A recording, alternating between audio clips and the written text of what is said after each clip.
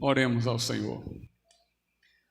Amantíssimo Deus, nosso eterno Pai, em Tua presença nós nos colocamos, ó Deus, extasiados diante de Tua majestade, glória, bondade, de Tuas promessas, da lembrança de Teus feitos, da pulsão de Teu Espírito Santo em nosso coração. Fala conosco agora, meu Deus, e mostra-nos o caminho de uma vida contigo, de uma vida com Jesus, Senhor. Traz, meu Deus, o teu povo a uma comunhão perfeita e elevada contigo nesses dias de dispersão. Nós suplicamos isso e rogamos a tua graça em nome de Jesus. Amém, Senhor. Vamos abrir as nossas Bíblias no livro do Apocalipse, capítulo de número 1. Apocalipse 1, nós iremos ler do verso 9 até o 18. Apocalipse capítulo 1, do versículo de número 9 até o versículo de número 18. E eu, João, que também sou vosso irmão e companheiro na aflição e no reino e paciência de Jesus Cristo, estava na ilha chamada Patmos, por causa da palavra de Deus e pelo testemunho de Jesus Cristo. Eu fui arrebatado no Espírito no dia do Senhor, e ouvi detrás de mim uma grande voz, como de trombeta, que dizia: Eu sou o Alfa e o Ômega, o primeiro e o derradeiro. E o que vês, escreve num livro e envia às 7 igrejas que estão na Ásia, a Éfeso, e a Esmirna, e a Pérgamo, e a Tiatira, e a Sardes, e a Filadélfia, e a Laodiceia. E virei-me para ver a voz que falava comigo, e virando-me vi 7 castiçais de ouro, e no meio dos 7 castiçais um semelhante ao Filho do Homem, vestido até os pés de uma roupa comprida, e cingido pelos peitos com um cinto de ouro. E sua cabeça e cabelos eram brancos como lã branca, como a neve, e os seus olhos como chama de fogo, e seus pés semelhantes a latão reluzente, como se tivessem sido refinados numa fornalha, e a sua voz como a voz de muitas águas. E ele tinha na sua destra 7 estrelas, e da sua boca saía uma espada de 2 fios, e o seu rosto era como o sol, quando na sua força resplandece. E eu, quando o vi, caí a seus pés como morto. E ele pôs sobre mim a sua destra, dizendo-me: Não temas, eu sou o primeiro e o último, e o que vivo, e fui morto, mas eis aqui, estou vivo para todo sempre. Amém. E tenho as chaves da morte e do inferno. Podeis assentar.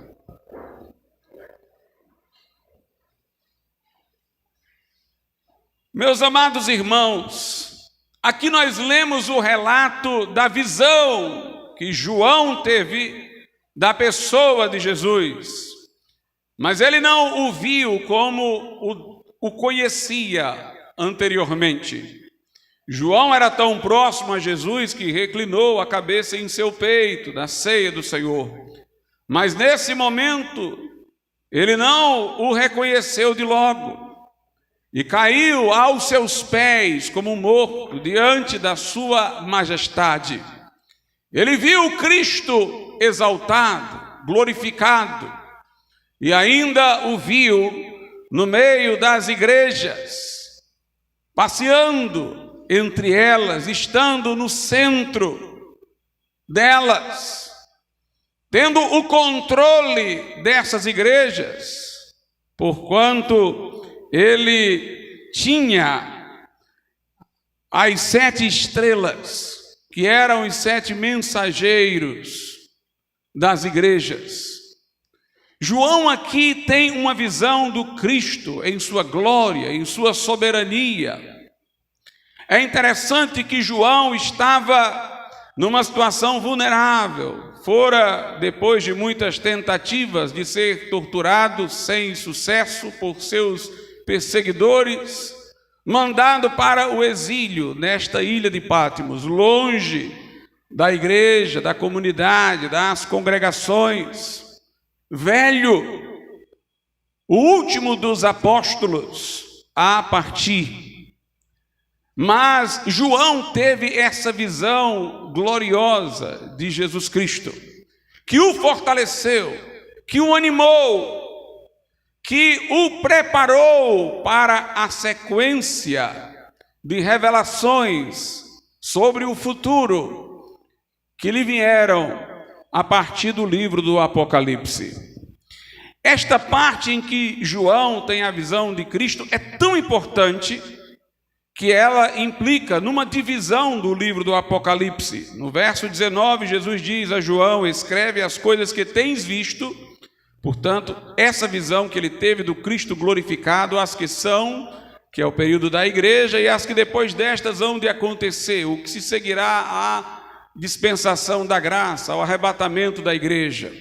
Note que a visão do Cristo glorificado, embora esteja contida em um só capítulo, na metade de um capítulo, torna-se uma divisão dentro do livro do Apocalipse. As outras divisões são muito mais amplas, mas este pequeno pedaço de narrativa vira uma divisão no índice de 3 capítulos dentro de todo o livro do Apocalipse. Veja como foi considerada importante essa visão de Jesus. Foi uma visão revelacional, foi uma visão estática, foi uma visão com o propósito de se escrever o último livro do Novo Testamento. Mas esta visão é análoga a uma que qualquer um de nós pode ter na nossa comunhão com Deus, com Jesus, através da sua palavra.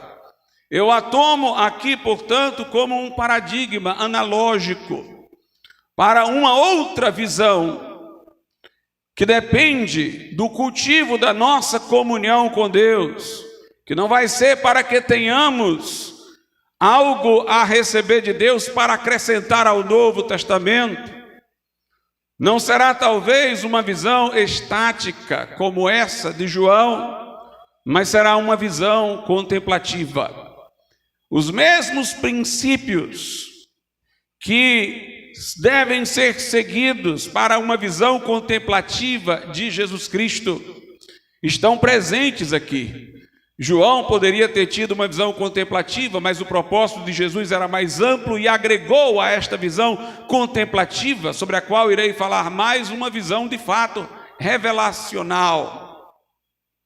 Veja o que é dito inicialmente acerca de João em Patmos. Versículo 9: eu, João, que também sou vosso irmão e companheiro na aflição, no reino e paciência de Jesus Cristo, estava na ilha chamada Patmos.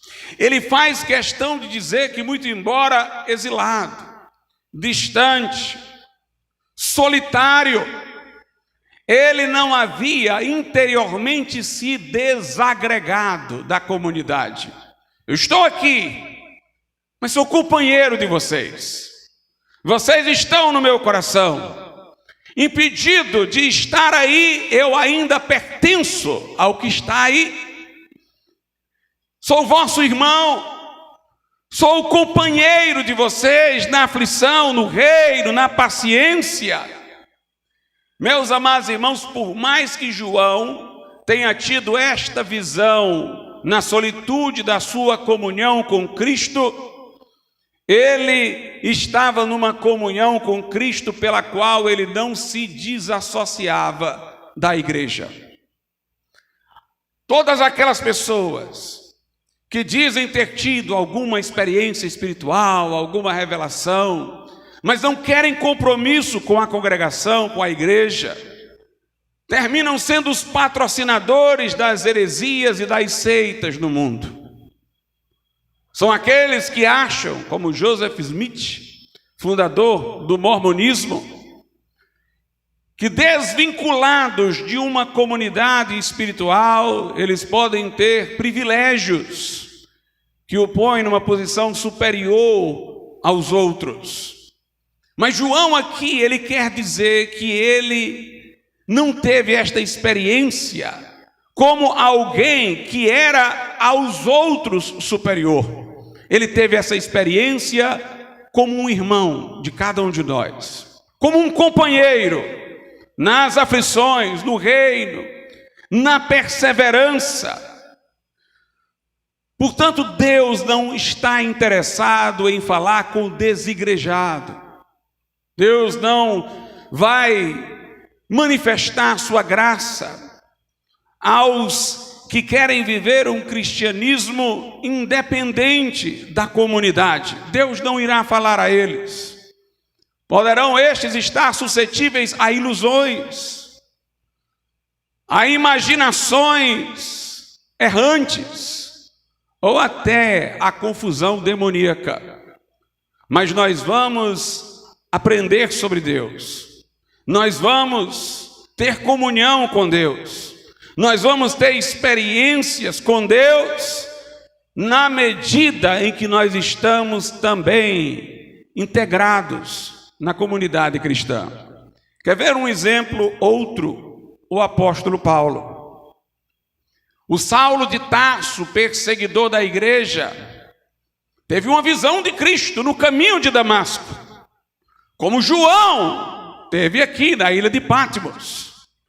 Mas como Jesus se apresentou a Saulo? Saulo, Saulo, por que me persegues? Quem és tu, Senhor? Eu sou Jesus, a quem tu persegues. A quem Paulo estava perseguindo? A igreja. Aonde Paulo estava indo? À procura de crentes para aprender. Mas ele viu um Jesus, não que exista outro, mas para ficar bem claro, ele viu um Jesus que não se desassociava de sua igreja. Ele viu um Jesus que se identificou com o seu povo. Na medida em que ele viu Jesus lá, ele também viu o povo de Deus em Jesus, porque Jesus se apresentou no rosto do povo de Deus. A Saulo de Tarso, você quer ter comunhão com Deus? Amém, mas você não terá se não tiver comunhão com a igreja.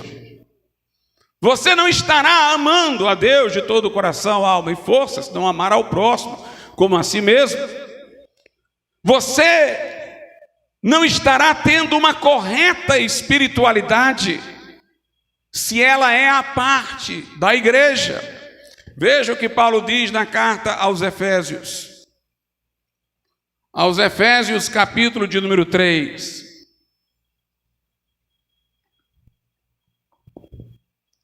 A partir do versículo de número 14. Por causa disto me ponho de joelhos perante o Pai de nosso Senhor Jesus Cristo, do qual toda a família nos céus e na terra toma o nome. Ele ora a Deus como Pai, mas é conhecendo que tem uma família sobre a terra, nos céus e na terra, para que, segundo as riquezas da sua glória, vos conceda que sejais fortalecidos com poder pelo seu Espírito no homem interior, para que Cristo habite pela fé nos vossos corações, a fim de, estando enraizados e fundados em amor, preste atenção agora, poderdes perfeitamente compreender com todos os santos. Não é compreender sozinho, é compreender com a igreja, compreender com todos os santos, qual seja a largura e o comprimento e a altura e a profundidade, e conhecer o amor de Cristo que excede todo o entendimento, para que sejais cheios de toda a plenitude de Deus. Ora, aquele que é poderoso para fazer tudo muito mais abundantemente, além daquilo que pedimos ou pensamos, segundo o poder que em nós opera, esse glória na igreja, por Jesus Cristo, em todas as gerações, para todos sempre. Amém. Paulo começa falando da família de Deus nos céus e na terra. Assim ele se refere a Deus como Pai, como tendo não somente a Ele, mas a uma família, como filhos. Paulo encerra falando da glória de Deus na igreja. E quando ele ora, ele diz: para que vocês compreendam com todos os santos qual seja a altura, a largura e a profundidade, e possam conhecer o amor de Cristo que excede todo o entendimento. Aqui está a ideia que venho falando de contemplação. Nós vamos lendo a Bíblia e acompanhando o que ela diz sobre Jesus, com temor, com graça, com um coração disposto, sedento de Deus.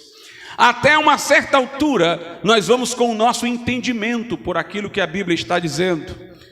Mas podemos intensificar tanto o espírito contemplativo, enraizar-se tanto nas Escrituras, como diz aqui, ficar fundado e arraigado, que nós podemos compreender a altura, a largura e a profundidade e o amor de Cristo, que excede todo o entendimento. Ou seja, a partir de um determinado momento, nós continuamos conhecendo o amor de Cristo, mas já ultrapassou os limites do entendimento. Já é uma visão, uma percepção de uma ordem superior, contemplativa. E nesse momento, nós podemos ser cheios, ou como diz uma tradução, tomados da inteira plenitude de Deus. Então a primeira coisa, eu tenho que estar entendendo o valor da igreja, da comunidade cristã, dos meus irmãos, do corpo de Cristo, da igreja local. Tenho que estar integrado, me sentir irmão, companheiro, na luta, nas aflições do reino, na paciência, na perseverança. Eu tenho que entender que o Cristo com quem vou me relacionar é o Cristo que se identificou com a igreja diante de Paulo no caminho de Damasco. Que o que eu devo compreender é com todos os santos. Mas João diz mais, Apocalipse 1:9, ele diz: eu, João, que também sou vosso irmão e companheiro na aflição e no reino e paciência de Jesus Cristo, estava na ilha chamada Patmos, por causa da palavra de Deus e pelo testemunho de Jesus Cristo, e fui arrebatado no Espírito no dia do Senhor. Veja só, a palavra arrebatado aqui na minha Bíblia, provavelmente na sua também, está em itálico, porque no original não diz arrebatado. Por isso que a versão atualizada diz: achei-me em espírito no dia do Senhor. Na verdade, João estava em oração, João estava em comunhão com Deus, ele estava no espírito.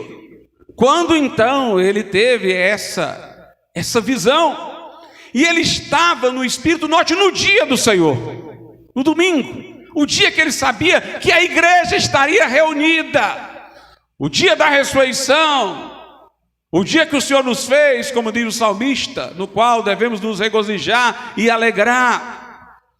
Sabedor de que a igreja estava reunida, ele também estava lá, fazendo um culto individual, pessoal, mas com um sentimento ligado ao da igreja, porque sabia que era o dia de a igreja estar reunida. E exatamente nesse dia, achando-se no Espírito, em comunhão com a igreja, portanto, ele teve esta visão de Cristo.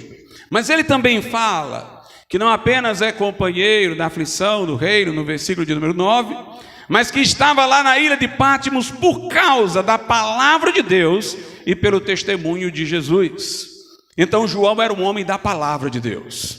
Ele valorizava a igreja, mas ele valorizava a palavra. E ele fala a palavra de Deus e o testemunho de Jesus. Ou seja, a palavra de Deus para ele era o instrumento pelo qual se dava testemunho de Jesus. Ele via Jesus na palavra. Ele via a palavra de Deus como a base para de lá vir o testemunho acerca de Jesus.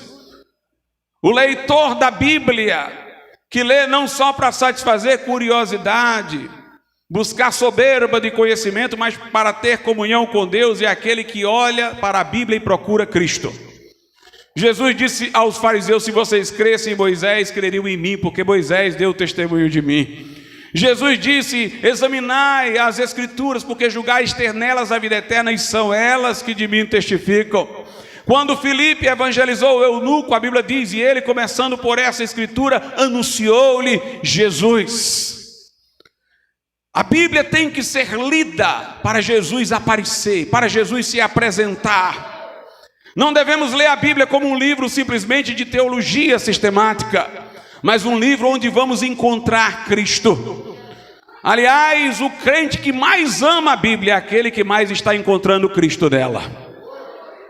Porque não se ama um livro por si só, mas se ama Jesus, que é uma pessoa. E o livro, por extensão, passa a ser reverenciado, porque é a porta pela qual Jesus se nos apresenta, se nos revela. A palavra é para dar testemunho de Jesus Cristo. É interessante lá em Colossenses o que a Bíblia diz. Veja só. Colossenses capítulo de número 4, versículos de número 3 e 4. Orando também juntamente por nós, para que Deus nos abra a porta da palavra, a fim de falarmos do mistério de Cristo, pelo qual estou também preso, para que o manifeste, como me convém falar. Essa última parte, o versículo 4, parece uma coisa esquisita. Se Paulo tivesse dito assim, para que eu o manifeste a Jesus, como me convém manifestar, dava para entender. Ou para que eu fale de Jesus, como me convém falar, era fácil de entender. Mas ele diz, para que eu o manifeste, como me convém falar. Paulo via como sendo o objetivo da sua pregação, manifestar Jesus. Falar dele até o momento em que ele próprio se faria presente. Encher o ambiente da palavra sobre Jesus até ele aparecer para se apresentar aos seus ouvintes. Paulo não diz, ore para que eu fale, ore para que eu o manifeste. Como me convém falar, que eu fale de tal maneira que ele se manifeste enquanto eu falo. Por isso que Paulo diz, a minha pregação não consistiu em palavras persuasivas de sabedoria humana, mas em demonstração do Espírito e de poder. Para Paulo, pregar não era falar sobre Jesus, era manifestá-lo, era torná-lo presente. Tanto que quando os da Galácia começaram a abandonar o evangelho legítimo por falsificações, veja como Paulo falou a eles, aos Gálatas,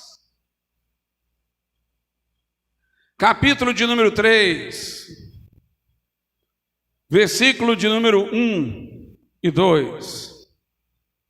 Aliás, vou ler só 1, é bastante. Ó insensatos Gálatas, quem vos fascinou para não obedecerdes à verdade, e a vós perante os olhos de quem Jesus Cristo foi evidenciado, crucificado entre vós? Ele não diz, quem vos fascinou a vocês que me ouviram falar de Jesus, ele diz a vocês, diante de cujos olhos Jesus foi evidenciado. Não é que os da Galácia tenham assistido à crucificação de Jesus, não, eles eram da Galácia. Mas é que quando Paulo pregava, Jesus se apresentava. É como se a pessoa se suspendesse, fazendo aqui uma ilustração figurada, no tempo, e voltasse lá para o momento da crucificação e ficasse cara a cara com Jesus. É assim que Paulo representa o que acontece quando o pregador, na unção do Espírito Santo, prega. Tanto que ele diz, quem vos fascinou? Que fascínio é esse? Que ilusão é essa? Presume ele que algum poder maligno e ilusório muito forte tenha agido para colocá-los longe daquilo que foi evidenciado diante deles. Note que Paulo usa uma linguagem até científica, né? A voz perante cujos olhos foi evidenciado. Lá na carta aos Coríntios ele diz, minha pregação é demonstração de espírito e de poder. Em Colossenses ele diz que eu o manifeste, como me convém falar. Paulo se converteu numa visão de Cristo, no caminho de Damasco. E ele imaginava que todo aquele que fosse se converter ia ter uma visão também.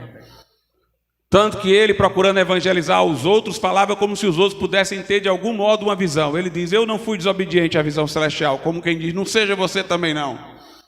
Não seria necessariamente uma visão estática, como aquela que ele teve, para receber uma revelação extra, doutrinária, mas ele imaginava que a pessoa de alguma maneira estaria diante de Jesus. O homem não é salvo recebendo uma palavra sobre Jesus, mas recebendo Jesus. Portanto, Jesus se manifesta enquanto pregamos.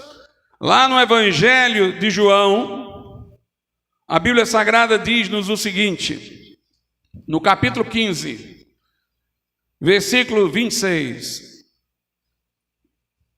Mas quando vier o Consolador, que eu da parte do Pai vos hei de enviar, aquele Espírito de verdade que procede do Pai, ele testificará de mim. Ele diz que os apóstolos também o farão, mas diz que o Espírito Santo aqui no verso 26 o fará. No 27 ele diz: e vós também testificareis, pois estiveste comigo desde o princípio. O Espírito Santo testifica de Jesus. Meus irmãos, quando o Espírito Santo convence o homem do pecado, da justiça e do juízo, o Espírito Santo faz o homem sentir a sua culpa fortemente, porque é uma persuasão sobrenatural, e faz o homem sentir até os horrores do inferno. Por isso que lá em Hebreus 6 fala daqueles que experimentaram os poderes do mundo vindouro, quer dizer, do juízo futuro. Sentiram o inferno, como quando Jonathan Edwards pregou e os seus ouvintes se agarravam às colunas, vendo o chão se abrir e o inferno querendo-os tragar. Quando Paulo pregou a Félix sobre a justiça e o juízo vindouro, Félix estremeceu e disse: sai daqui, tira esse homem da minha frente. Se é assim quando o Espírito Santo convence o homem do pecado e do juízo, também deve ser assim quando ele dá testemunho de Jesus. Ele mostra-o, ele apresenta-o. E da mesma forma que um homem convencido pelo Espírito de seus pecados, ele estremece, convencido do juízo, ele estremece, tendo a visão de Cristo, ele é impressionado. Por isso que o que acontecia nos avivamentos era mais ou menos isso. Pessoas começavam a gritar, pedindo por misericórdia, sentindo a convicção de pecado e de juízo. Mas de repente elas começavam depois a se regozijar, a dar glória a Deus, porque elas estavam vendo o Cristo Redentor diante delas, que se lhe apresentava através da palavra. Essa manifestação de Jesus através da pregação pode ser graduada. Nem todos tiveram um impacto tão grande como nas pessoas que se converteram durante um grande avivamento, mas de alguma maneira elas foram impressionadas com a presença de Jesus Cristo diante delas, como de alguma maneira foram impressionadas quanto aos seus pecados, para que pudessem se arrepender. Portanto, a palavra, ela possibilita o testemunho de Jesus, e João diz lá no livro do Apocalipse: eu estou aqui por causa da palavra e do testemunho de Jesus. Como é que João se caracteriza perante os irmãos? Como ligado à comunidade, eu sou irmão, companheiro de vocês na luta e tal, e ele se caracteriza como um homem da palavra e do testemunho de Jesus. Este homem que valorizava a palavra e a comunidade cristã, estava no dia do Senhor ali em oração, talvez em leitura da Bíblia, quando ele teve a visão de Cristo, caiu aos seus pés impressionado. Jesus disse: não temas, eu sou o primeiro, o último, eu sou aquele que fui morto, mas eu vivo pelos séculos dos séculos. E com certeza essa foi uma grande experiência na vida de João. Meus irmãos, isso mostra-nos de que maneira nós devemos ler a Bíblia. O tema da minha pregação hoje é a revelação de Cristo na vida devocional. Isso se dá através da palavra. A palavra o revela, o apresenta, não só fala sobre ele, o faz presente a nós. Mas isso quando ela for lida devocionalmente, quando ela for lida por alguém sedento que quer encontrar Cristo nela. Uma vez Spurgeon disse aos seus alunos: preguem sobre Jesus, falem de Jesus. E um aluno disse: mas, senhor Spurgeon, se o texto que escolhemos da Bíblia não tiver nada a ver com Jesus, ele disse: então emende com outro texto, chame outro, corra para lá, para cá, junte tudo, mas que Jesus apareça. Mas que Jesus se apresente para aquele que está ouvindo. É preciso, irmãos, que a gente vá com o entendimento da palavra, até subir ao amor que excede todo o entendimento. Eu falei aqui de Paulo, mas Paulo foi discípulo de alguém, foi discípulo de Estevão. E Estevão foi mais ou menos assim. Estevão estava lá diante do Sinédrio fazendo o quê? Foi dada a ele a oportunidade de se defender. Só o que ele não quis foi se defender. Ele começou a falar de Jesus, do plano de Deus, desde o Velho Testamento, para enviar Jesus. E estava ali Estevão falando, olharam para ele, e o rosto dele estava como de um anjo. Ele parou no tempo e no espaço. Ele foi falando da Bíblia, a Bíblia levantando ele, até passar da zona do entendimento e entrar na contemplação. E Estevão disse: eu vejo o céu aberto e o Filho do Homem em pé à direita de Deus.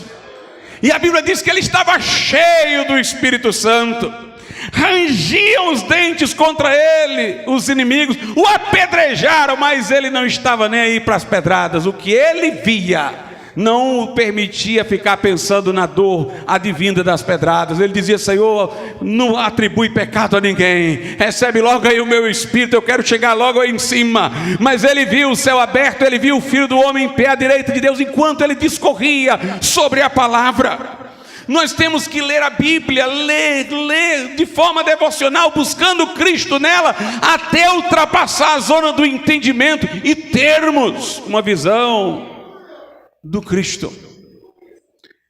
Essa é uma leitura para fins contemplativos. Eu não estou falando de visão estática, eu estou falando de uma impressão tão poderosa do Espírito, que você se sente diante do próprio Cristo, e Ele de fato está presente. Jesus disse em João: quando o Espírito Santo vier, Ele me glorificará. Ou seja, Ele vai mostrar a minha glória. Ele me glorificará, porque receberá do que é meu. O Espírito Santo, através da palavra, coloca o Cristo glorificado diante de nós. Ele me glorificará, Ele vai me mostrar, vai mostrar a minha glória. Como Estevão disse: eu vejo o Filho do Homem glorificado à direita de Deus. Como João viu o Cristo glorificado, com os pés como latão reluzente. Não será necessariamente esse tipo de visão, mas será alguma coisa em que você se sentirá frente a frente com Jesus.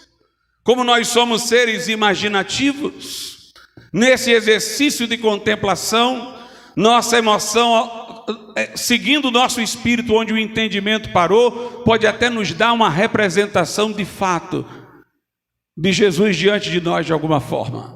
Isso acontecia com Jonathan Edwards.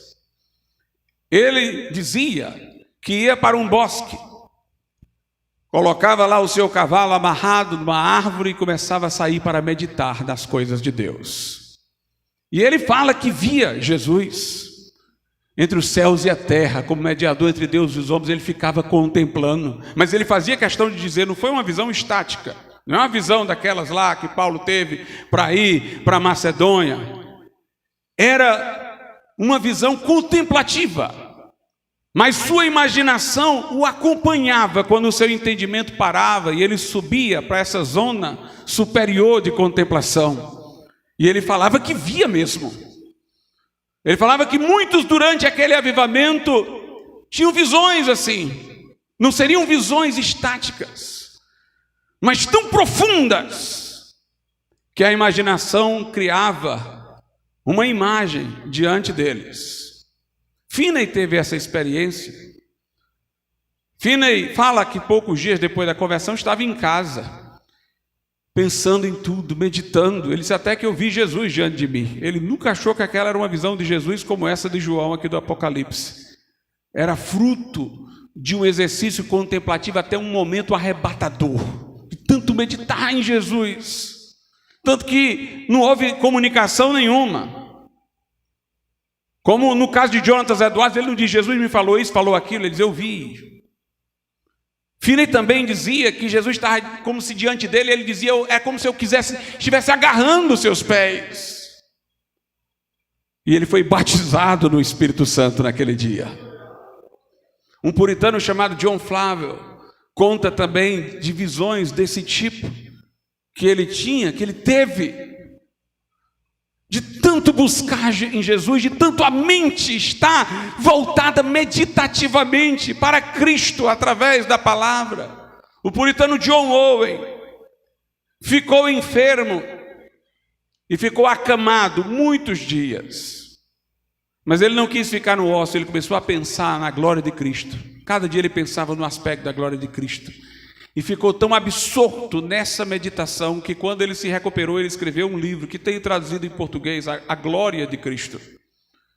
Fruto dessa experiência que ele teve, contemplativa, naquele momento.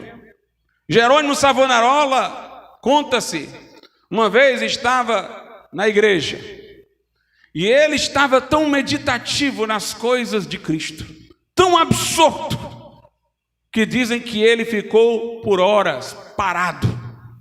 Ele não mexia um dedo, ele não mexia um pé, era como se ele estivesse morto. Até que depois ele voltou, sem ter noção de quanto tempo havia passado, porque ficou absorto nessa experiência com Deus. Alguém diz, pastor, porque isso não é tão comum em nossos dias? O mundo de hoje, irmãos, está na marcha ré em relação a tudo isso, porque ele não cria condições que estimulam uma vida contemplativa. Nós vivemos numa civilização nervosa, como disse George Simmel, um sociólogo. Nesse mundo digital, as pessoas são inquietas, crianças cheias de hiperatividade, pessoas com canais de TV a cabo trocando de canal a cada propaganda, olhando 10 coisas ao mesmo tempo na internet. Elas não conseguem se aquietar para um exercício contemplativo que permita isso. Nós precisamos, irmãos, cultivar, se nós queremos uma espiritualidade profunda com Deus, a meditação através da palavra, para a gente ter visões gloriosas de Cristo, para sermos impressionados pelos atributos de Jesus, pela glória de Jesus. Em 2 Coríntios, capítulo de número 3, leio esse texto tantas vezes que eu acho que os irmãos já sabem de cor. 2 Coríntios 3, a partir do 13. E não somos como Moisés, que punha um véu sobre a sua face, para que os filhos de Israel não olhassem firmemente para o fim daquilo que era transitório. Mas os seus sentidos, ou seja, dos judeus, foram endurecidos, porque até hoje o mesmo véu está por levantar na lição do Velho Testamento, o qual foi por Cristo abolido. Note, Paulo está falando aqui da pessoa em relação à palavra. Ele está dizendo que o judeu, quando vai lá para o templo, ouve a leitura da lei, na sinagoga também, ele tem um véu, pelo qual ele não enxerga Cristo. Ele não enxerga que em Jesus a lei foi abolida, cumprida. Ele, portanto, está falando da incapacidade do judeu, que resiste a crer, de diante da palavra lida, ver Jesus. É como se houvesse um véu. Aí diz aqui no versículo 15, e até hoje, quando é lido, note, é lido, está falando da Bíblia, Moisés, o véu está posto sobre o coração deles. Mas quando se converterem ao Senhor, quer dizer, quando eles se voltarem para o Senhor, quando eles quiserem encontrar o Senhor na palavra, o véu se tirará. Quando eles se voltarem para o Senhor, para Jesus na Bíblia, o identificarem lá, esse véu que nublava o entendimento vai embora. E entra uma intervenção espiritual, versículo 17, ora o Senhor é o Espírito, e onde está o Espírito do Senhor, aí há liberdade. Então o Espírito vai agir pela palavra lida e vai apresentar Cristo para essa pessoa. Aí no verso 18 ele diz, mas todos nós, com o rosto descoberto, refletindo como espelho, tem uma tradução que diz, contemplando a glória do Senhor. Se eu vou refletir, obviamente é porque eu estou olhando para ela, eu estou contemplando, né? Eu estou admirando, estou como um espelho voltado para ela e refletindo. Mas todos nós, com o rosto descoberto, refletindo como um espelho a glória do Senhor, somos transformados de glória em glória na mesma imagem, como pelo Espírito do Senhor.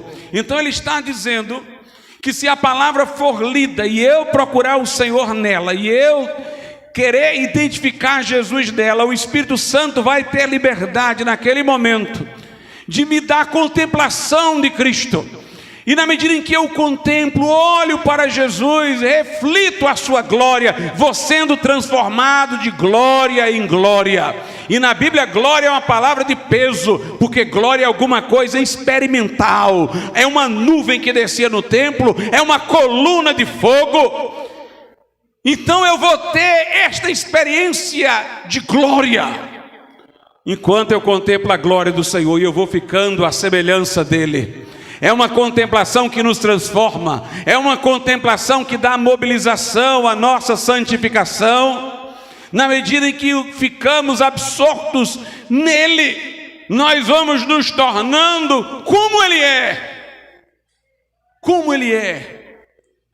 Meus irmãos, a Bíblia é para ser lida dessa forma devocional, de modo que encontremos Jesus Cristo nela. Lembram-se dos discípulos de Emaús? Vamos ler. Em Lucas, capítulo de número 24. 2 discípulos de Emaús vinham andando. Os 2 discípulos de Emaús, como nós chamamos. E Jesus, que já havia ressuscitado, apresentou-se andando com eles. Mas eles iam cabisbaixos, entristecidos, de modo que nem ergueram os olhos para olhar para Jesus, para ver se era ele mesmo. E Jesus não se identificava. Perguntavam por que eles estavam tristes. Eles disseram que é porque Jesus havia morrido. E Jesus falou, mas pelas Escrituras não era necessário que o Messias padecesse, ressuscitasse. Começou a explicar isso para eles. E comendo com eles e falando-lhes da palavra, veja o que aconteceu. Lucas 24, 31. Abriram-se-lhes então os olhos e o conheceram, e ele desapareceu-lhes. Quando eles resolveram olhar para Jesus, já sabiam que era ele, por outro caminho que não foi pelos olhos. E na hora que resolveram confirmar com os olhos, Jesus desapareceu, porque Jesus não queria ser identificado pelos sentidos físicos. Foi outra coisa que o revelou àqueles homens. Versículo 32. E disseram um para o outro, porventura não ardia em nós o nosso coração quando pelo caminho nos falava e quando nos abria as Escrituras. A razão pela qual eles identificaram Cristo não foi pelos sentidos, porque quando resolveram olhar, Jesus desapareceu, mas foi porque Jesus se revelou a eles na palavra. Eles disseram, enquanto ele nos mostrava, nós sentíamos ardendo o nosso coração. Nós temos que ler a Bíblia de maneira que o nosso coração venha arder, de maneira que possamos pela palavra ter a revelação da presença de Jesus. Nunca houve, irmãos, tantos livros em editoras teológicos, nunca houve tantos seminários, nunca houve tantas palestras como nos dias de hoje. Nada contra isso, mas se for só conhecimento na cabeça, nada adiantará. Nós temos que ter a revelação de Jesus, nós temos que conhecê-lo e o poder da sua ressurreição. Nós temos que contemplá-lo e sermos transformados de glória em glória. Nós temos que ter aquelas experiências que tinham Jonathan Edwards, que tinha Jerônimo Savonarola, que tinha John Flavel, aqueles grandes homens do passado que cultivavam um espírito contemplativo. É o que nós estamos precisando. Tem uma palavra em 1 Coríntios 14, que é para muitos um grande imbróglio no texto. Vamos ver na parte sobre os dons. 1 Coríntios 14, versículo 6. E agora, irmãos, se eu for ter convosco, falando em línguas, que vos aproveitaria se não vos falasse, ou por meio da revelação, ou da ciência, ou da profecia, ou da doutrina. A palavra que gera confusão aqui é a palavra revelação. O que é essa revelação? Ah, pastor, é quando a pessoa tem a revelação do que aconteceu com o outro. Não, isso aí é ciência, está mencionado aqui, a ciência. Palavra da ciência. Ah, essa revelação é quando profetiza. Não, a profecia está mencionada aqui. Revelação, ciência, profecia, doutrina. O que é a revelação? A revelação aqui, irmãos, não é um dom espiritual.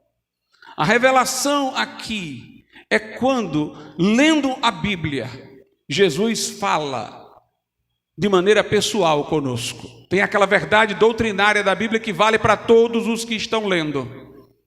Mas alguma coisa particular Deus fala. Tem uma funcionalidade essa revelação semelhante aos dons espirituais. Mas acontece através da Bíblia. Eu vou lhes dar um exemplo. Quando essa igreja começou, eu estava lendo Gênesis. Deus dizendo a Abraão, sai da tua terra, vai para a terra que eu te mostrarei. Deus não estava falando objetivamente no texto com o pastor Glauco, estava falando com Abraão, estava fazendo a promessa da nação de Israel. Mas naquele momento, Deus falou particularmente comigo através do texto, para que eu saísse daquela denominação em que eu estava, que estava cheia de coisas erradas. E Ele iria me dirigir para que este povo que está aqui hoje existisse. Se aquilo foi uma ilusão, irmãos, é uma ilusão muito forte, porque um jovem de 17 anos já chegou nos 50 e manteve firme aquilo que ouviu. E nós estamos aqui. E Deus falou comigo naquele momento. Uma coisa interessante quando a gente fala disso, de revelação, é que para mim aquilo era um custo. Eu tinha que deixar os meus amigos, eu tinha que deixar a minha denominação, eu não queria que ninguém me acompanhasse. Queria sair sozinho, começar sozinho, do zero, com a ajuda de Deus, e Deus me guiou para os batistas nacionais. Mas de onde eu estava, ninguém veio comigo, porque eu não queria dividir igrejas. Eu queria fazer o que Deus estava me mandando, pura e simplesmente. Seria perder toda a história que eu tinha naquele lugar, toda a respeitabilidade, todas as possibilidades de ascensão ali dentro que me haviam sido até prometida. E eu fui por um caminho mais difícil, mais duro, que envolveu mais renúncia. Por que eu estou dizendo isso? Porque tem muita gente que diz, Deus falou comigo pela palavra. Mas quando a gente vai ver, é o que a pessoa já queria. Não foi Deus que falou com ela, não. Ela é que está querendo procurar ver na Bíblia alguma coisa para dizer que Deus falou com ela. Ela está falando aquilo que não representa custo, que representa fortalecimento do desejo dela. Namorado, então, nem se fala. Eu li aqui na Bíblia, entendi que eu tenho que ir nesse namoro. Bem, se a pessoa for a pessoa ideal para você, através de outros caminhos que você vai saber isso. Mas não é abrindo a Bíblia, a revelia, encontrando um versículo lá isolado para isso, não. É quando a pessoa já tem um desejo que é só reforçar. Ela quer uma situação mais próspera economicamente para ela, e ela, para poder aquietar a consciência, porque talvez esteja deixando outra, em que ela teria mais fruto na vida espiritual, com Deus, no trabalho, na seara de Deus, aí ela encontra lá um versículo, Deus me falou. Bem, se falou, e é só o que você já quer. Isso não tem valor. Quando Deus disse para Abraão sair da sua terra, da sua parentela, isso teve um custo. Quando Deus falou comigo, isso teve um custo. Deus pode nos falar particularmente através da palavra, porque Jesus se nos apresenta. E como Jesus ali diante de Saulo de Tarso lhe fez um chamado, como Jesus diante de Paulo, de João, disse escreve, ele pode através da palavra nos falar alguma coisa ao coração. Veja o versículo 26, ele ajuda muito. Que fareis, pois, irmãos, quando vos ajuntais, cada um tem salmo, tem doutrina, tem revelação, tem língua, tem interpretação, faça-se tudo para a edificação. Note, o salmo é o quê? É um louvor ou uma oração? Mas é um louvor ou oração que é fruto da sua articulação mental. Os compositores de hino, por mais inspirados que estivessem, eles estavam procurando colocar teologia nos seus hinos. Estavam fazendo isso de maneira consciente. Os salmos aqui estão no paralelismo com falar em línguas e interpretar. Quando você fala em línguas, ou você está orando, ou você está louvando a Deus. E em seguida vem a interpretação, sendo que de uma forma inspirada, em outro nível. Mas note, o falador em línguas que é seguido pela interpretação, é como se ele estivesse com um salmo, porque salmo é oração ou uma expressão de louvor. O que faz no salmo, faz conscientemente, com seus conhecimentos. O que fala em línguas de modo espiritual e sobrenatural, ele compõe um louvor, uma oração. Aí o outro par aqui é o que? Doutrina e revelação. A doutrina é a exposição da palavra como resultado do estudo, da exegese, é o sentido objetivo da Bíblia. E a revelação é quando Deus lhe fala de um modo sobrenatural e particular através da Bíblia. Então as línguas interpretadas estão para os salmos, assim como a revelação está para a doutrina. Deus deseja falar conosco através da Bíblia, irmãos. Deus deseja se manifestar a nós através da Bíblia. Parece que às vezes nós parecemos que às vezes queremos ver Deus falando de fora da Bíblia, por um caminho ou outro, como se Deus não pudesse falar por aqui, se manifestar por aqui. Nós temos que trazer a espiritualidade para dentro da nossa leitura devocional da Bíblia. A gente não pode ler a Bíblia como quem lê um livro de teologia e esperar a vida devocional só de dons extras e outras coisas. A Bíblia é a porta que nos conduz às coisas sobrenaturais. Jesus quer se revelar aqui, quer falar com você aqui, através da Escritura Sagrada. Nós devemos querer Jesus. Querer o Senhor Jesus. Lembremos-nos do profeta do Velho Testamento. Estava lá desanimado, Elias, dentro de uma caverna. Deus apresentou a ele um vento forte, um tremor de terra, fogo. Mas Deus não estava no fogo, não estava no tremor, não estava no vento forte. Isso não atingiu em nada o profeta. Depois veio uma voz mansa e suave. E ele colocou o manto no rosto para começar a chorar, o toque de Deus. Às vezes Deus quer nos falar não no barulho, mas no silêncio. Não na imagem, mas na palavra, irmãos. Na palavra. Na palavra. Eu não estou aqui querendo que você pense assim, eu vou ler a Bíblia para Deus me falasse uma coisa bem estonteante. Eu vou ler a Bíblia para eu ter assim uma visão de Jesus no trono. Não. Não queira o resultado, queira Jesus. Leia a Bíblia para dizer como Samuel, fala que o teu servo ouve. Não importa se o que o Senhor vai falar é uma coisa gigantesca ou bem pequena. Ele pode te comissionar para um grande trabalho, ele pode só dizer que tem um pecado aí no teu coração. Não queira simplesmente, eu quero ver Jesus no trono. Não, eu quero ter comunhão com Ele. Eu quero que Ele se me apresente da forma como Ele quiser, soberanamente. Eu quero Jesus.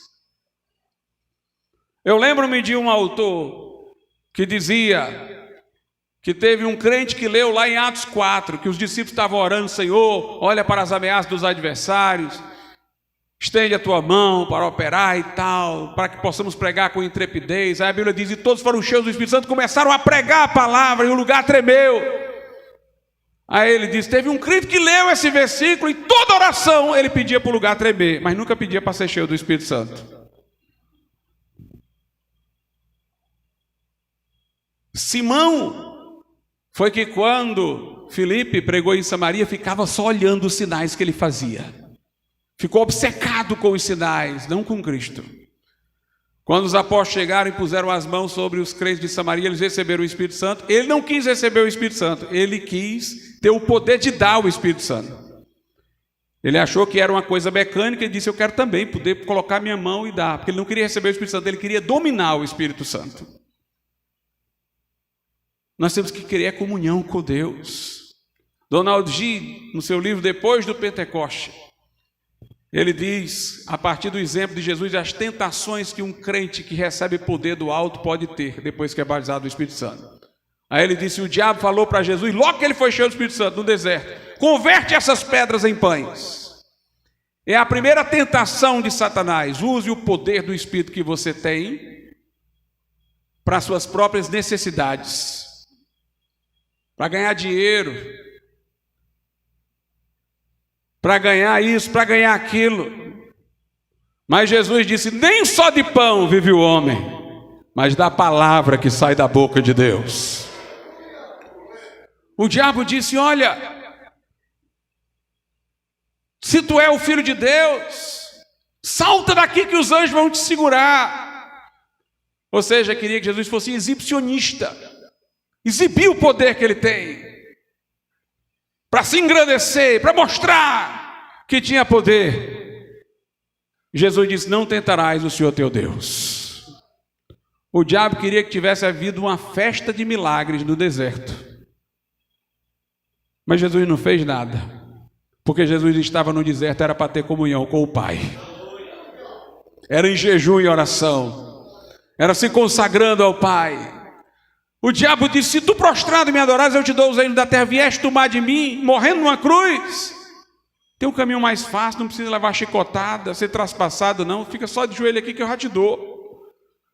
O diabo quer nos oferecer o caminho mais fácil, mas nós devemos querer o caminho da cruz, o caminho do sacrifício. Portanto, o que eu quero lhe estimular não é a ter sensações e buscar experiências. Elas virão como consequência, mas é que você busque a Jesus, é que você encontre Jesus no livro, é que você ouça Jesus falar com você, é que você exercite o espírito contemplativo e você vá acompanhando as maravilhas sobre Jesus pela palavra até aquele momento que o entendimento parou, mas não o seu coração que continua amando Jesus. E o Espírito Santo começa a dar asas para esse coração subir além do entendimento e se sentir face a face com Cristo. Paulo, quando foi arrebatado até o terceiro céu, ele disse, eu não sei nem se foi no corpo ou fora do corpo. Ele estava tão absorto em Cristo que ele não sabia de que maneira ele estava vendo tudo aquilo. Vamos amar o Senhor, irmãos. Vamos exercitar o espírito contemplativo. Que a Bíblia na nossa mão seja mais do que letras. Seja a porta que se nos abre para as coisas celestiais. Seja o lugar de encontro com Cristo. Seja o lugar em que Jesus vai falar conosco e nós vamos ouvir a sua voz e estar diante da sua presença. Vamos ficar de pé.